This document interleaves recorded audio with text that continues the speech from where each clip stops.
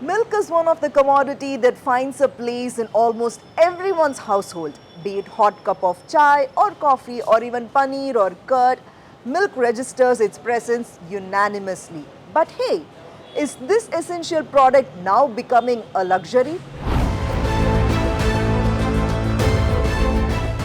Mother Dairy and Amul have increased their milk prices by 2 rupees. Heritage Food is planning to hike prices across its dairy portfolio by 2% to 4% this financial year to handle rising costs.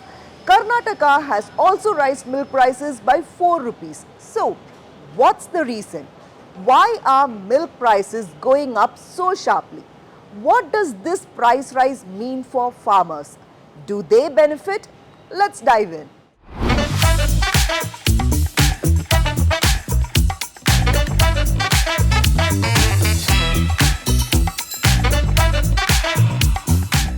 Let me begin with some facts. India is the largest producer and consumer of milk in the world. The dairy sector is one of the most important components of Indian agriculture and contributes 45% to the economy. In the past 10 years, milk production and consumption have grown by leaps and bounds. Even during COVID-19, the dairy industry showed immense strength. It contributes nearly 4% to India's GDP and supports more than 80 million farmers. The top milk producing states in 2023 to 2024 are Uttar Pradesh contributing around 16.2%, Rajasthan 14.5%, Madhya Pradesh 8.9%, Gujarat 7.6%, Maharashtra 6.7%. The cost of milk in these states also varies quite a lot. In Uttar Pradesh, price ranges from 59 rupees to 69 rupees per litre. Rajasthan follows with prices between 52 rupees and 66 rupees. In Madhya Pradesh, milk is priced between 60 rupees and 67 rupees, while in Gujarat, it ranges from 55 rupees to 67 rupees. Maharashtra shows a narrower band with prices hovering between 54 rupees and 56 rupees per litre.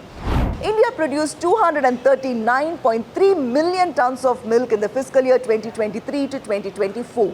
India ranks first in milk production in the world, contributing 24% of global milk production. Then why this struggle? How can a milk surplus economy still struggle with rising dairy prices?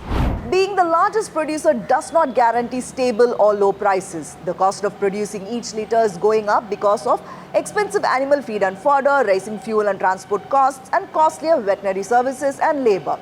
When prices don't keep up with these costs, farmers struggle, retail prices rise, and consumers feel the burden. Milk matters deeply to Indian households. Over 80% of families consume it daily.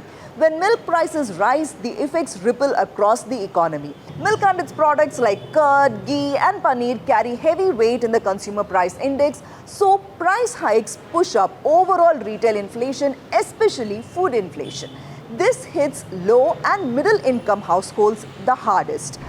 So it does make a dent, especially when your salaries are not growing exponentially or in proportion to the rate of inflation. Between 2020 and 2025, milk inflation in India showed a fluctuating yet generally moderating trend even as the consumer price index steadily rose.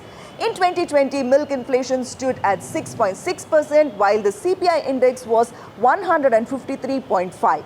It slightly declined to 5.1% in 2021 and the CPI rose to 161.4. In 2022, milk inflation surged again to 6.7%, corresponding with a CPI value of 172.1.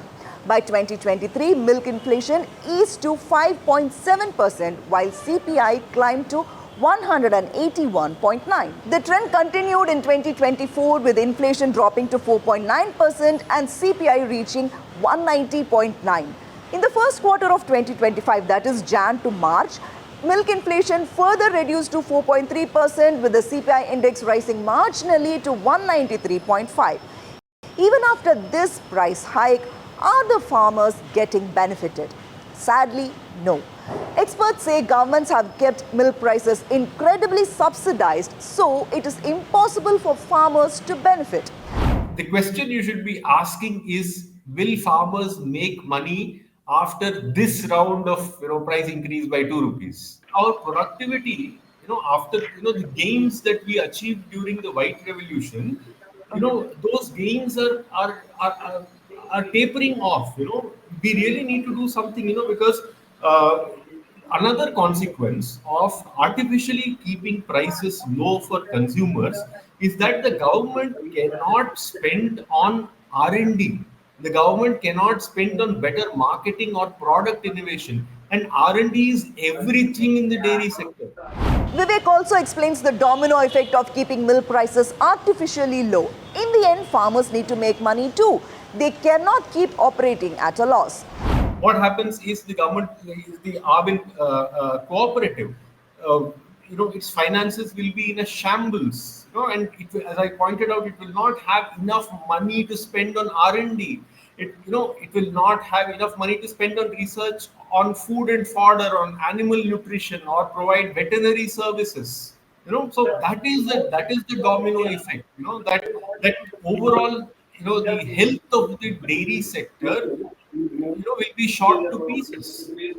So, given the trend, milk prices are likely to keep rising. The big question is whether there is a way for both farmers and consumers to benefit, if not immediately, then at least eventually.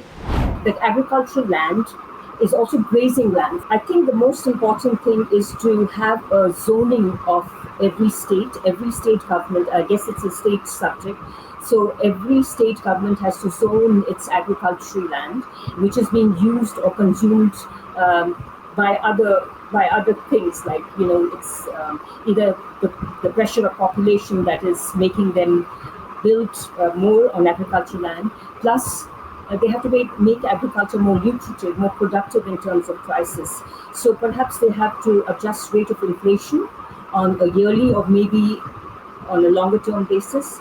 But definitely it is a problem that needs to be looked into.